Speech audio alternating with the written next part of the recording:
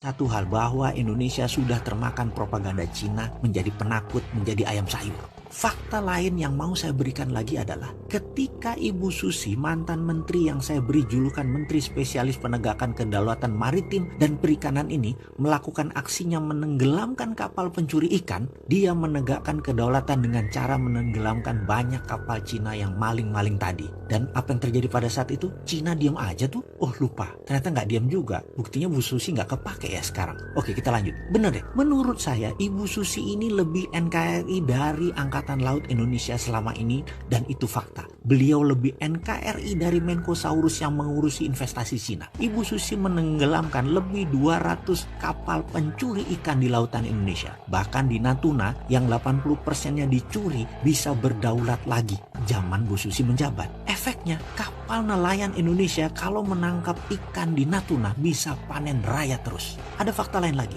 Bu Susi pernah mendapatkan pujian dari banyak negara karena tidak ada satupun angkatan laut di dunia ini yang pernah dan berani menenggelamkan kapal Cina lebih dari 100 buah, dan Bu Susi sudah melakukannya. Itu dulu. Kalau sekarang Coast Guard Cina kawal nelayan Cina yang katanya mengejar ikan Cina dari zona ekonomi Cina menuju wilayah zona ekonomi Indonesia. Jadi bukan mencuri ikan, dia ngejar ikannya yang ngabur. Oke, kita tanya terbalik deh. Kalau ikannya kita kejar sampai zona ekonomi Cina, masalahkah? Apa nggak nelayan kita dibom sama pasukan angkatan laut Cina? Lah kok dikasih masuk di sisi baliknya wilayah Indonesia oleh Cina? Emang kita takut? Takut apa, Pak? Oh iya, katanya dalam sidang kabinet waktu dulu itu, perilaku Bu Susi mendapatkan banyak kritikan dari negara Cina, kata seorang pejabat yang sering membela kepentingan Cina Tiongkok di Indonesia. Lalu dia menyarankan dari saat itu hingga saat ini untuk Laut Cina Selatan untuk dibiarkan, berikan saja Cina untuk memakainya. Seperti Tiongkok lakukan selama ratusan tahun sebagai traditional fishing groundnya Cina. Dilanjutkan katanya, dengan demikian Cina akan terus membantu Indonesia dari sisi lain, yaitu sisi keuangan dan modal investasi. Indonesia minta timbal balik dengan melakukan tawaran bahwa traditional fishing ground kita kasih ke Cina dan Indonesia dapat modal. Kita nggak dapat dukungan Cina kalau Indonesia ganggu Laut Cina Selatan ala Ibu Susi saat ini. Dalam hati saya selalu heran dengan komentar beliau yang terhormat ini. Sering saya komentar dalam hati, ini menteri apaan ya? Ini orang nggak NKRI banget. Tempe bener sih ini orang. Masa kedaulatan NKRI ditukar dengan materi secuil? Apa yang terjadi dengan pulau-pulau kosong di sekitar Natuna kalau didiamkan tidak disusikan?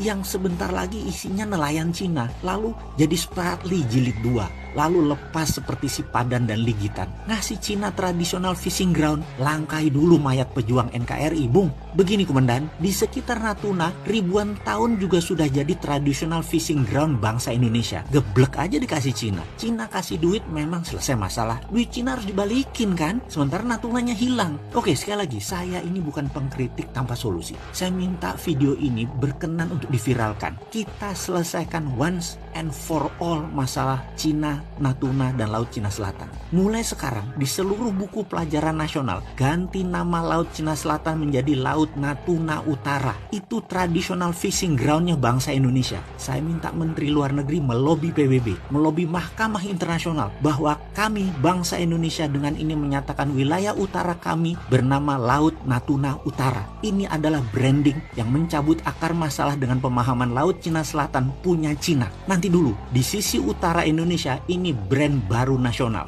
Sahabat, bantu NKRI untuk membranding kedaulatan sisi utara ini. Kontribusi kita kecil, tapi kalau diviralkan ke jutaan orang, maka ini menjadi kolektif belief bangsa Indonesia. Ini paradigma Indonesia baru, Laut Natuna Utara.